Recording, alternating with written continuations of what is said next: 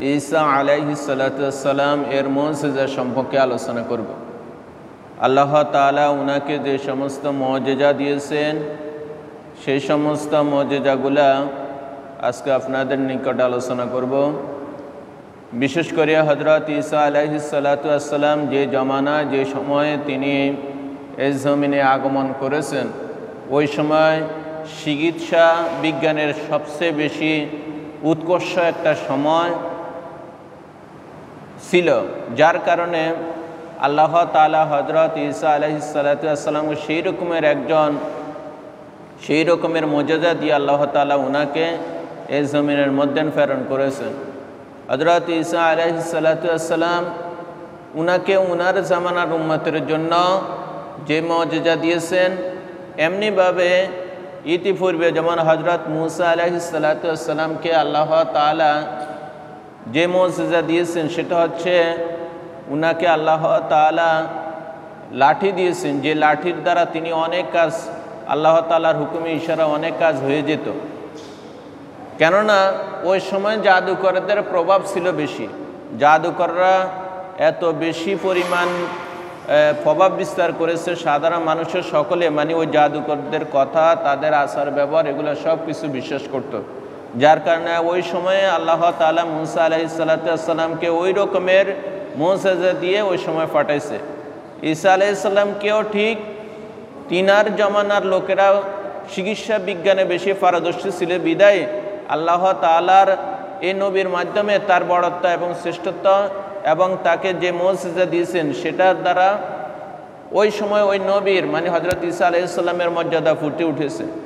আমাদের নবী জনাব মুহাম্মদ রাসূলুল্লাহ সাল্লাল্লাহু আলাইহি ওয়াসাল্লাম উনাকে আল্লাহ তাআলা যে মুজিজা দিয়েছেন সেটা হচ্ছে পবিত্র কোরআন।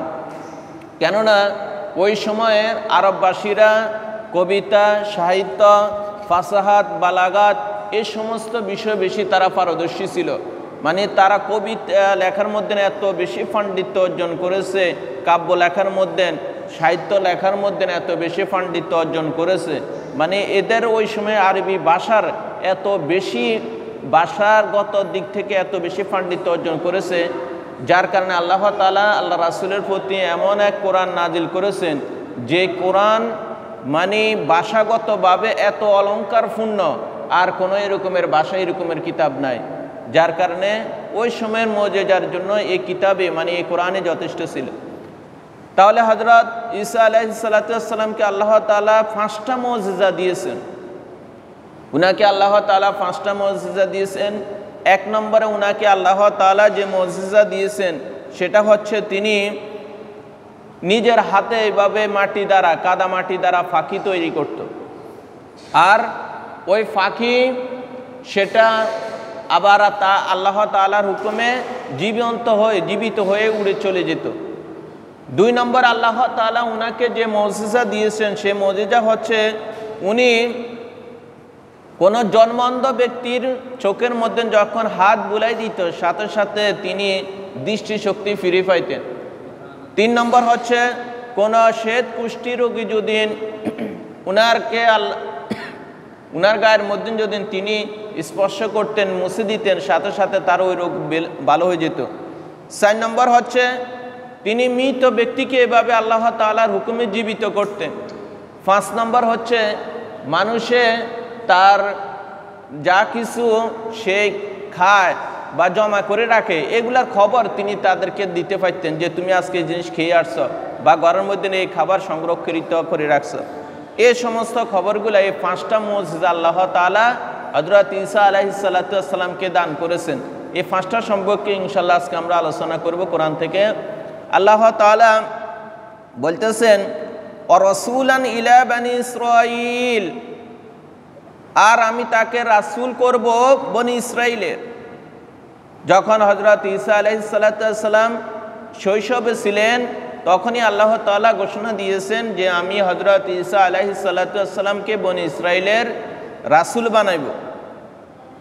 আন্নী কদ জিতুকুম বিআয়াতিম মির রাব্বিকুম, তিনি যখন তাদের নিকট আসলেন হযরত ঈসা আলাইহিস সালাতু ওয়াস সালাম আসলেন বিআয়াতিম মির রব্বিকুম, তোমাদের প্রতিপালকের পক্ষ থেকে এভাবে মুজিজা নিদর্শন নিয়ে তিনি আসলেন।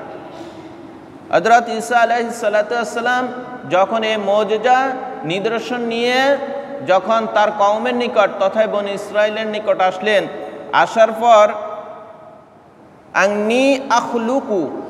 আংনি আখলুকুকুম, তিনি অবশ্যই তৈরি করেছেন, বানিয়েছেন মিনাত তিনি কাহাইয়াতি তৈরি, মাটি থেকে, কাদাময় মাটি থেকে এভাবে তিনি ফাঁকি বানিয়েছেন। কাহিয়াতি তৈরি, মাটি দ্বারা এভাবে ফাঁকি বানাইছে। এখন কি ফাঁকি বানাইছেন? হযরত ঈসা আলাইহিস সালাতু ওয়াস সালামের যেই সর্বপ্রথম এক নম্বর মুজিজা, সেটা ফাঁকি বানাইছে। এই ফাঁকিটা অনেকে বলতেছে বাদুর বানাইছে। বাদুর বানানোর কারণ হচ্ছে এই ফাঁকিটা অন্য ফাঁকির চেয়ে একটু ব্যতিক্রম। কেননা এই ফাঁকি সে তার দাঁত আছে, সে স্তন্যপায়ী, এবং আরেক দিকটি হচ্ছে যে সমস্ত বাদুর, স্ত্রী বাদুর, তাদের ঋতুস্রাব হয় এরকমের। তো এই কারণে এই ধরনের ফানি হযরত ঈসা আলাইহিস সালাতু ওয়াস সালাম মাটি দ্বারা এইভাবে তিনি বানাইছে। বানানোর পরে লোক সম্মুখে তিনি এগুলা জীবিত করতেন আল্লাহ তাআলার হুকুমে, সেগুলা জীবিত হয়ে উড়াল দিয়ে চলে যাইত। তবে দৃষ্টিশক্তি, মানুষের দৃষ্টিশক্তির আড়ালে গিয়ে সেটা আবার মাটির মধ্যে পড়ে মরে যেত। তো এখন কথা হচ্ছে হযরত ঈসা আলাইহিস সালাতু ওয়াস সালাম কেন এভাবে ফাঁকি তৈরি করিয়ে মুজিজাটা কেন দেখাইছেন? এটা দেখানোর কারণ হচ্ছে যে তারা ধারণা করছে যে ঈসা আলাইহিস সালাতু ওয়াস সালাম এই জমিনের মধ্যে কিভাবে আসলো, তার পিতা নাই, পিতা ছাড়া আল্লাহ তাআলা তাকে কিভাবে সৃষ্টি করছেন, বানাইছেন, তার প্রমাণ দেওয়ার জন্যই আল্লাহ তাআলা হযরত ঈসা আলাইহিস সালাতু ওয়াস সালামকে মুজিজা দান করেছেন।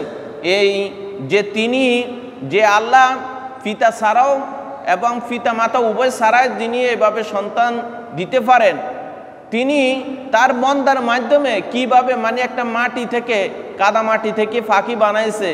ওই কাদা মাটি থেকে আল্লাহ তাআলা আবার জীবন দিয়ে ওই ফাঁকিটাকে জীবিত করতে পারেন।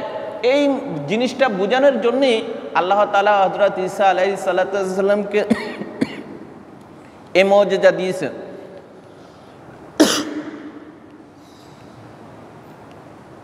এখন হযরত ঈসা আলাইহিস সালাতু ওয়াস সালাম যখন এভাবে কাহাইয়াতি তৈরি, এভাবে ফাঁকি তৈরি করলেন, বাদুরের মতন একটা ফাঁকির, ফাংফুকু ফিহি, অতঃপর তিনি সেটার মধ্যে ফু দিলেন। ফায়াকুনু তয়রাম বিইذনিল্লাহ, আর আল্লাহ তাআলার হুকুমে ওই ফাঁকিটা উড়াল দিয়ে চলে গেল।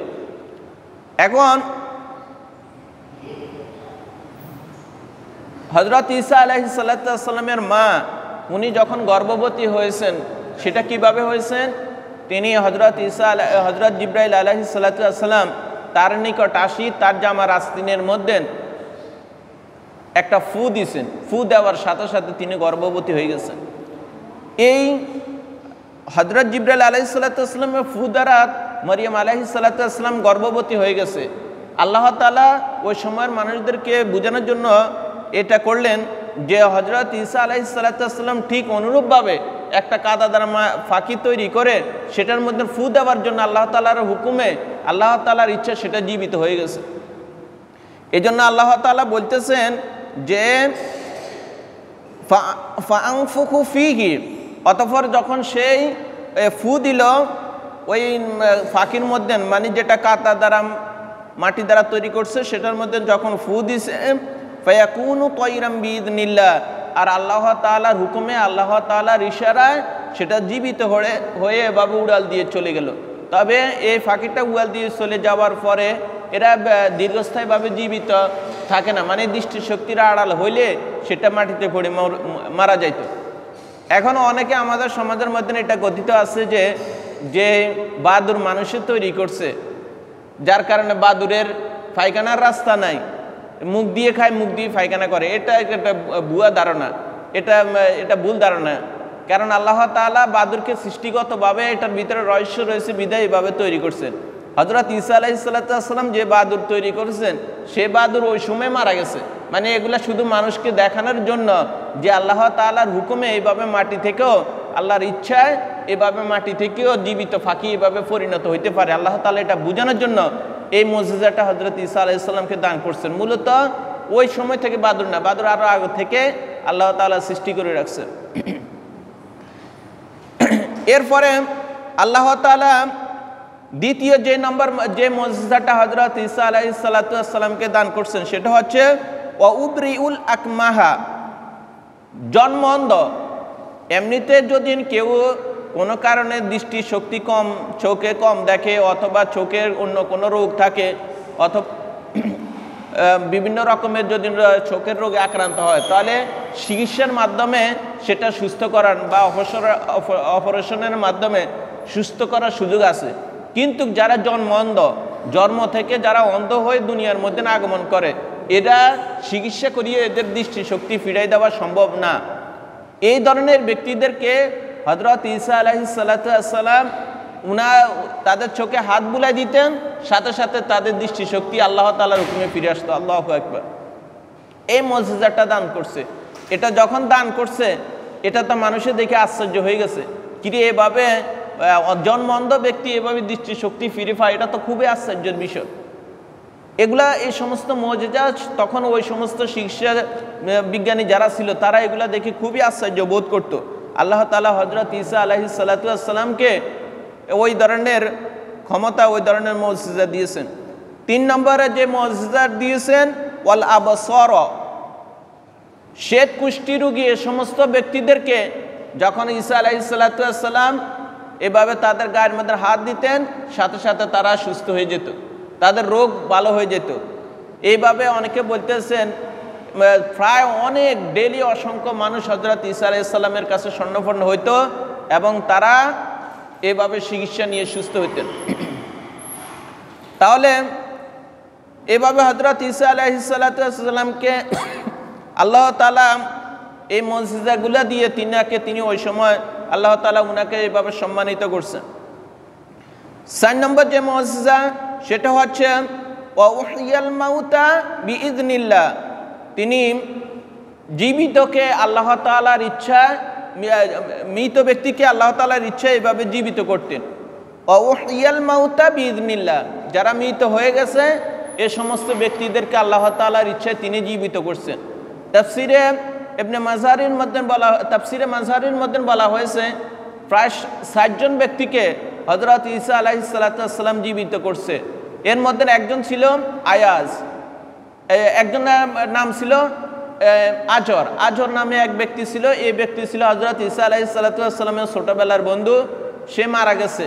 মারা যাওয়ার পরে হযরত ঈসা আলাইহিস সালাম আল্লাহ তাআলার নিকট দোয়া করার বদলতে আল্লাহ তাআলা তাকে জীবিত করে দিয়েছেন এবং পরবর্তীতে সে বিয়ে শাদী করছে, দীর্ঘ সময় হায়াত পাইছে, দীর্ঘ সময় সে বাঁচি ছিল। এভাবে 2 নম্বর আরেকজন ব্যক্তিকে তিনি জীবিত করছেন, এক জনৈকা মহিলার ছেলে। এই মহিলা তার ছেলের মারা যাওয়ার পরে খুবই কান্নাকাটি করছে। ঈসা আলাইহিস সালাম এই জিনিসটা দেখি তিনি আল্লাহ তাআলার নিকট দোয়া করছেন। করার পরে তখন ওই ছেলেটা ওই খাটের মধ্যে থাকা অবস্থায় দোয়া করার সাথে সাথে সে জীবিত হয়ে গেছে এবং সে কাপড় পরে সেখান থেকে বাড়ির মধ্যে ওই খাটটা সে নিজে কাঁধে নিয়ে সে বাড়িতে ফিরে গেছে এবং সে দীর্ঘ সময় পর্যন্ত পরবর্তীতে হায়াত পাইছে, জীবিত ছিল। 3 নম্বরে আরেকজন ব্যক্তি একটা মেয়েকে, আশরের নামে একজনের কন্যা, এই ব্যক্তির কন্যাটা মারা যাওয়ার পরে সে অত্যন্ত ব্যথিত হয়েছে। তখন তার জন্য দোয়া করার পরে তার ওই সন্তানটা এইভাবে জীবিত ছিল। পরবর্তীতে ওই নারীর বিবাহ হয়েছে, তার সন্তান সন্ততি হয়েছে, দীর্ঘ সময় সে হায়াত পেয়েছে। এরপরে 4 নম্বর আরেকজন ব্যক্তিকে তিনি এভাবে মৃত থেকে জীবিত করছেন। তিনি হচ্ছেন শাম ইবনে নূহ। হযরত নূহ আলাইহিস সালামের ছেলে শাম, তাকে এভাবে জীবিত করছে। সেই জীবিত যখন করছেন, এটা 1000 বছর পুরানো। এভাবে ওই কবরটার কাছে যাওয়ার পরে আল্লাহ তাআলার নিকট যখন দোয়া করছে, দোয়া করার সাথে সাথে তিনি কবর থেকে বের হয়ে আসছে। বের হয়ে আসার পরে উনি একটা হতভম্ব হয়ে গেছেন এবং বলতেছেন কি কিয়ামত সংঘটিত হয়ে গেছে?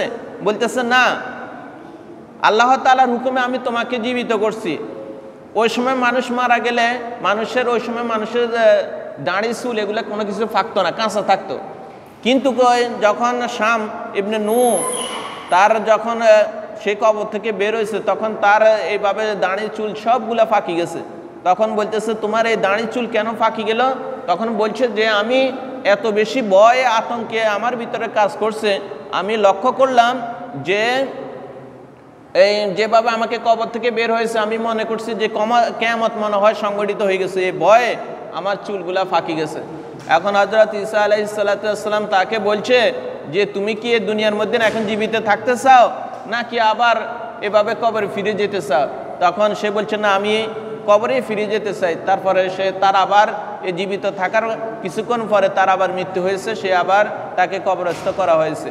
এইভাবে হযরত ঈসা আলাইহিস সালাম 60 জন ব্যক্তিকে মৃত থেকে এভাবে জীবিত করে তার প্রমাণ ওই সময়ের জনসম্মুখে তিনি পেশ করছেন।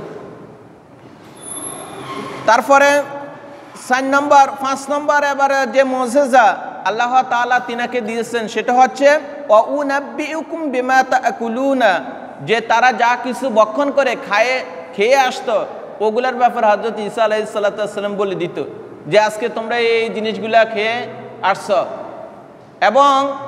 এবং এটাও বলে দিত ওমা তাদাখিরুন, তোমরা যে সমস্ত খাবারগুলা ঘরের মধ্যে অবশিষ্ট রাখি আসো বা হেফাজত করে রাখি আসো, ওই সমস্ত খাবারগুলোর ব্যাপারেও হযরত ঈসা আলাইহিস সালাম তাদেরকে বলে দিতেন। ওই সময় যে সমস্ত শিশুরা হযরত ঈসা আলাইহিস সালামের নিকট আসতো তাদেরকে বলে দিত যে তোমাদের মা বাবা তোমাদের জন্য এই সমস্ত খানাগুলা গোপন করে রাখছে, লুকায় রাখছে, তোমাদেরকে এই সমস্ত খানাগুলা দিতেছে না। তখন বাড়ির মধ্যে গিয়ে তারা মা বাবাকে বলতো যে আমাদেরকে এই খাবার দেন, আমাদের জন্য এই খাবার আপনারা লুকায় রাখছেন। তখন বলছে যে তোমরা এটা কিভাবে জানলা? তখন বলছে আমাদেরকে হযরত ঈসা আলাইহিস সালাম এটা বলছে। এবং বাড়ির মধ্যে আসি, তখন এই কথা শোনার পরে মা বাবারা খুব আশ্চর্য বোধ করছে যে ঈসা আলাইহিস সালাম জাদুকর কিনা, সে কিভাবে জানে আমরা এইভাবে বাচ্চাদের জন্য খাবার লুকায় রাখছি, এটা কিভাবে তারা জানে? তো এই সমস্ত বিষয়গুলা একদিন এইভাবে এই বনি ইসরাইলের তাদের যে শিশুগুলা ছিল এই শিশুগুলা তারা একটা ঘরের মধ্যে রাখি ঈসা আলাইহিস সালামের সাথে সাক্ষাৎ করতে দেয় না। তখন ঈসা আলাইহিস সালাম তাদের খোঁজে বের হয়েছে। বের হওয়ার পরে তারা যে ঘরের মধ্যে আবদ্ধ করে রাখছে, ঈসা আলাইহিস সালাম সেই ঘরের কাছে যাই বলতেছে যে এই ঘরের মধ্যে কি? বলতেছে এই ঘরের মধ্যে হচ্ছে শুকুর। তখন কিন্তু অথচ তারা বাচ্চাগুলাকে সেখানে আটকে রাখছে। এরপরে বলছে ঠিক আছে ঘরের দরজা খোলো, তোমরা যেটা বলছে তেমনই হবে। ঠিকই ঘরের দরজা খোলার পর দেখতেছে সবগুলা শুকুরের বাচ্চা পরিণত হয়ে গেছে, বাচ্চাগুলো ওই শিশুগুলা সবগুলা শুকুরের বাচ্চা পরিণত হয়ে গেছে। এটা দেখার পরে এখনও বনি ইসরায়েলের লোকেরা খুবই উত্তেজিত হয়ে গেছে যে তাদের সন্তানগুলা সব শুকুরে পরিণত হয়ে গেছে। তখন তারা হযরত ঈসা আলাইহিস সালামকে মারার জন্য উদ্যত হয়েছে। তখন তার মা মারিয়াম আলাইহিস সালাম খুবই পেরেশানি হয়ে গেছে। পেরেশানি হয়ে যাওয়ার পর তিনি তাকে তথা মাদায়েন থেকে তাকে মিশরের দিকে তিনি তার সন্তানকে নিয়ে হিজরত করে সেখান থেকে চলে গেলেন। এই কথাটাই আল্লাহ তাআলা বলতেছেন যে ওয়া উনাব্বিকুম বিমা তাকুলুনা ওয়া মা তাদাখিরুন, তারা যে সমস্ত খানাগুলা খাইতো এবং যেগুলা মানে হেফাজত করে আসতো, ঘরের মধ্যে রাখি আসতো, সে সমস্ত যে খানারগুলার ব্যাপারে ঈসা আলাইহিস সালাম স্পষ্টভাবে তাদেরকে বলে দিত যে তোমরা এই খানাগুলা খেয়েছো ওয়া মা তাদাখিরুনা ফি বুয়ুতিকুম, এবং তোমাদের ঘরের মধ্যে যে খানাগুলা তোমরা সংরক্ষণ করে আসছো, হেফাজত করে রাখি আসছো, সেগুলোর ব্যাপারেও তিনি তাদেরকে মেসেজ দিতেন। ইন্না ফি যালিকা লাআয়াতাল লাকুম, ইন্না ফি যালিকা লাআয়াতাল লাকুম, এটা তোমাদের জন্য হচ্ছে একটা আল্লাহ তাআলার পক্ষ থেকে একটা নিদর্শন, আল্লাহ তাআলার পক্ষ থেকে এগুলা মুজিজা। তোমরা এখন এটা বিশ্বাস করবা ইন কুনতুম মুমিনিন, যদি তোমরা সত্যিকারে মুমিন হয়ে থাকো, যদি সত্যিকারে তোমরা আল্লাহর উপর ঈমান রাখো, বিশ্বাস স্থাপন করো, তাহলে তোমরা এই সমস্ত এগুলার ব্যাপারে তোমরা ঈমান রাখবে, বিশ্বাস করবে। ওয়া মুসাদ্দিকাল লিমা বাইনা ইয়াদাইয়া, এবং হযরত ঈসা আলাইহিস সালাম সত্যায়ন করতেছেন, সাক্ষ্য দিতেছেন, প্রমাণ দিতেছেন বাইনা ইয়াদাইয়া মিনাত তাওরাত, ইতিপূর্বে তার মানে হযরত মুসা আলাইহিস সালাতু ওয়াস সালামের উপরে যে তাওরাত নাজিল হয়েছে সে তাওরাতের তিনি সত্যায়ন করতেছেন, যে দলিল দিতেছেন যে তাওরাত সত্য। ওয়া উহিল্লা লাকুম, এবং তাদের জন্য যে সমস্ত যেগুলো অবৈধ ছিল, মানে ইতিপূর্বে তারা অনেক খাবারকে অবৈধ মনে করত, ওয়া উহিল্লা লাকুম বা'দাল্লাযী হুররিমা আলাইকুম, এবং ওই সমস্ত অবৈধ জিনিসগুলো তিনি তাদের জন্য এভাবে বৈধ করে দিয়েছেন। তারা বিশেষ করে তাদের জন্য মাছ খাওয়া তারা অবৈধ এর আগে মনে করত, কিন্তু হযরত ঈসা আলাইহিস সালাতু ওয়াস সালাম তিনি তাদেরকে পরবর্তীতে এই অবৈধ জিনিসটাকে, তারা যেটাকে অবৈধ মনে করত সেটাকে তিনি বৈধতা দিয়েছেন। ওয়া জিতুকুম বিআয়াতিম মির রাব্বিকুম, এবং তিনি বলতেছেন আমি তোমাদের নিকট তোমাদের রবের পক্ষ থেকে এইভাবে নিদর্শনাবলী নিয়ে আসছি। ফাত্তাকুল্লাহ, অতএব তোমরা আল্লাহ তাআলাকে ভয় করো, ওয়াতিউন, এবং তোমরা আমারই আনুগত্য করো, আমার আনুগত্য করো আর আল্লাহ তাআলাকে ভয় করো। করলে কি হবে? ইন্নাল্লাহা রাব্বি ওয়া রাব্বুকুম, নিশ্চয়ই আল্লাহ তাআলা আমার রব, ও রব্বুকুম, এবং তোমাদেরও রব। ফা'বুদু, অতএব তোমরা আল্লাহ তাআলার, আমার এবং তোমাদের রবের, সেই রবের তোমরা ইবাদত করো। যদি তোমরা ইবাদত করতে পারো তাহলে কি ফায়দা হবে? হাযা সিরাতুম মুস্তাকিম, তোমরা একটা সরল সঠিক পথ তোমরা প্রাপ্ত হবে, সরল সঠিক পথ তোমরা পেয়ে যাবে। তাহলে আজকের আলোচনা থেকে আমরা কি শিখলাম? আল্লাহ তাআলা হযরত মুসা আলাইহিস সালাতু ওয়াস সালামকে 5টা মুজিজা দিয়ে দুনিয়ার মধ্যে প্রেরণ করেছেন। 1 নম্বর মুজিজা হচ্ছে তিনি আল্লাহ তাআলার হুকুমে মাটি দ্বারা ফাঁকি তৈরি করে সেটাকে আল্লাহ তাআলার হুকুমে জীবিত করে দেখাইতেন। এবং 2 নম্বর, জন্ম অন্ধ ব্যক্তিদেরকে তিনি চোখে হাত বুলাইতেন, সাথে সাথে দৃষ্টিশক্তি ফিরে আসতো। 3 নম্বর, কোনো কুষ্ঠ শ্বেত রোগীদেরকে তিনি হাত বুলাইতেন, সাথে সাথে তারা সুস্থ হয়ে যেত। 4 নম্বর, কোনো মৃত ব্যক্তিদেরকে আল্লাহ তাআলার ইচ্ছা তিনি এভাবে জীবিত করে দেখাইতেন। 5 নম্বর, তারা কি খাইতো এবং কি রাখতো এগুলার ব্যাপারে হযরত ঈসা আলাইহিস সালাতু ওয়াস সালাম তার জাতিদেরকে এভাবে জানাইতে পারতেন। এই মুজিজাগুলা দিয়ে আল্লাহ তাআলা হযরত ঈসা আলাইহিস সালামকে জমিনে প্রেরণ করছেন। এর মানে হচ্ছে, এর কারণ হচ্ছে একটাই, ওই সময় তারা হযরত ঈসা আলাইহিস সালামের মার উপর যে অপবাদ দিয়েছে তার ওই অপবাদের স্বরূপ আল্লাহ তাআলা উনাকে এই ধরনের মুজিজা দিয়েছেন। এবং সাথে সাথে ওই সময়ের মানুষের চিকিৎসা বিজ্ঞান এত বেশি উন্নত শিখরে আরোহণ করেছে, যার কারণে আল্লাহ তাআলা হযরত ঈসা আলাইহিস সালামকে ওই রকমের মুজিজা দিয়ে ওই জামানার মধ্যে ঈসা আলাইহিস সালাতু ওয়াস সালামকে প্রেরণ করেছেন। আল্লাহ পাক আমাদের সকলকে বুঝার এবং মানা তৌফিক দান করুন। আমিন। ওয়া মা তৌফিক ইল্লা বিল্লাহ।